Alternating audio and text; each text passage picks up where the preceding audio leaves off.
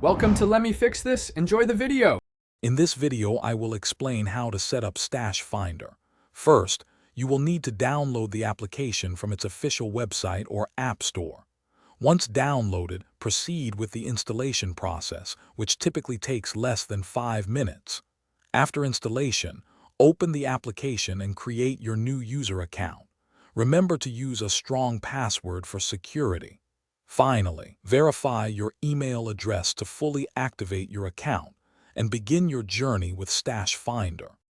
Now that your account is active, log in to Stash Finder. Your first stop should be the Settings menu, usually found in the top right corner. Here, you can personalize your experience. Adjust your search radius to your liking. Many users start with a 5-mile range. Also, decide how you want to receive notifications, whether through push alerts or email, ensuring you never miss a new find. Let's dive into some advanced settings to refine your Stash Finder experience. You can apply specific filters to narrow down your searches, focusing on categories like collectibles or vintage items.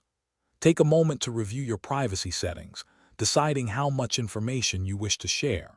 If available, consider integrating Stash Finder with other compatible applications. Remember to back up your data periodically, perhaps once every 2 weeks, for peace of mind. With everything set up, you are ready to start using Stash Finder effectively. Begin by exploring the Discovery map to find nearby stashes.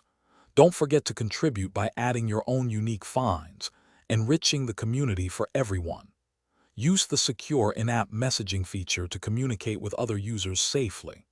Finally, make it a habit to review and update your profile information every few months to keep it current and accurate. Thanks for watching. If you found this helpful, don't forget to like and subscribe.